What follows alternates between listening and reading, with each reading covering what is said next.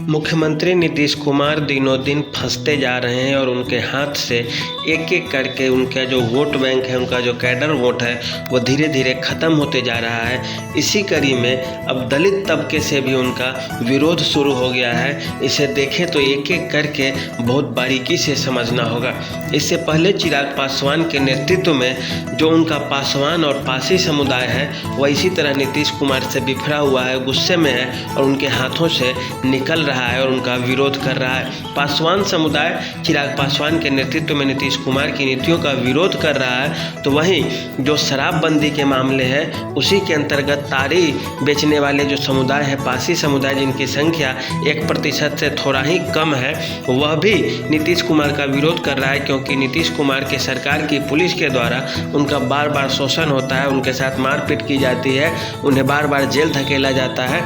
ऐसी स्थिति में वह समाज भी इनसे विरोध कर रहा था। और इतना ही नहीं बचा, अब जीतन राम मांझी के जो मुसहर समुदाय है, जिसका कि दक्षिणी बिहार में अच्छी खासी आबादी है और वह कई सारे सीटों पे अपना नेतृत्व देती हैं, तो उन जाति के लोगों के द्वारा भी अब जीतन राम मांझी के नेतृत्व में नीतीश कुमार का विरोध किया जाने लगा है। नीतीश कुमार ने तो यहाँ तक कह दिया कि हमें छोटी जाति का, भूइयाँ जाति, मुसहर जाति का समझ के नेतृत्व दिया गया, लेकिन फिर छीन लिया गया क्योंकि हम उनके अनुसार, उनका रबर स्टैंप की तरह हम काम नहीं कर पा रहे थे।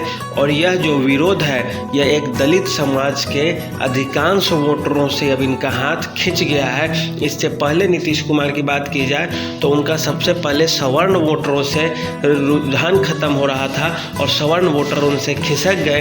अब वे किधर जाएंगे यह तो अभी कहना मुश्किल है, लेकिन यह जरूर है कि वे नीतीश कुमार का विरोध खुले मंच से करेंगे। और जो पिछड़ी जातियां हैं वह तो पहले से ही भारतीय जनता पार्टी के साथ रही हैं और वह टूटने वाली तो है नहीं।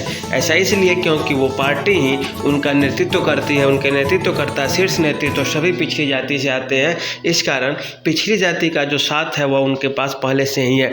अब बात रहा सवर्ण और दलित तबके का, तो सवर्ण समाज भी अभी एक मुश्त विरोध नीतीश कुमार का करने जा रहा है और यह बात नीतीश कुमार भी समझ गए। दलित तबके में अब तक जो पासी और पासवान समुदाय नीतीश कुमार का विरोध कर रहा था, और वही उसमें अब मुसहर जाति भी शामिल हो जाएंगी, भूइयाँ जाति भी शामिल हो जाएंगी। और इस तरह से नीतीश कुमार के लिए काफ़ी महंगा और मुश्किल होने जा रहा है, क्योंकि छोटी छोटी जातियाँ कई बार खेल बिगाड़ने में माहिर होती है और खेल बिगाड़ देंगी। और इसी का तकाजा होगा कि तेजस्वी यादव को भी भुगतना होगा कि उन्होंने नीतीश कुमार के साथ रहकर उनके साथ जो उनका विरोध था, उनका जो एंटी नीतीश वोट था, वो भी उन्हें नहीं मिल पाएगा। और नीतीश कुमार की राजनीति धीरे धीरे अब समाप्ति की कगार पे आ जाएगी। नीतीश कुमार इसी स्ट्रेस में भी है। जीतन राम मांझी ने भी कहा कि उनका संतुलन दबाव के कारण बिगड़ रहा है, बहुत ज़्यादा स्ट्रेस में है नीतीश कुमार, और कुछ भी बयान दे देते हैं। जीतन राम मांझी एक दलित मुख्यमंत्री हैं, पूर्व मुख्यमंत्री हैं, और कोई भी व्यक्ति पूर्व हो सकता है क्योंकि वह जैसे चुनाव हारेगा, नीतीश कुमार भी जब चुनाव हार जाएंगे तो वह पूर्व मुख्यमंत्री रह जाएंगे। और उनके साथ यदि इस तरह का बयान दिया जाए तो उन्हें कैसा लगेगा। व्यक्ति कोई भी हो, इसका कोई मायने मतलब नहीं है।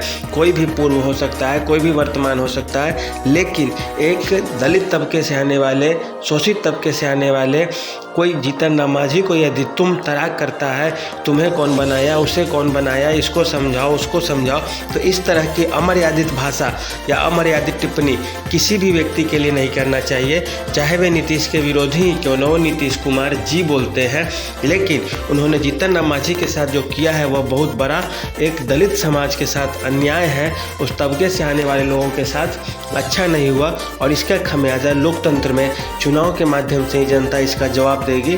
और देखिए नीतीश कुमार के साथ क्या होता है, और आगे चल के धीरे धीरे उनका जो वोट बैंक है, कैडर वोट है, वो धीरे धीरे खिसकता चला जाएगा और इसका उन्हें खामियाजा भुगतना पड़ेगा। इस तरह का मर्यादित टिप्पणी लोकतांत्रिक व्यवस्था में किसी भी रूप में सही नहीं है। जीतन राम मांझी ने पलटवार भी किया है और उन्होंने खूब खरी खोटी भी सुनाई है, लेकिन जो कुल मिलाकर कहना चाहते हैं यही है कि नीतीश कुमार के हाथे से एक बड़ा वोट बैंक खिसकता जा रहा है। उनके विरोधियों का जो स्वर है और तेज होने लगेगा।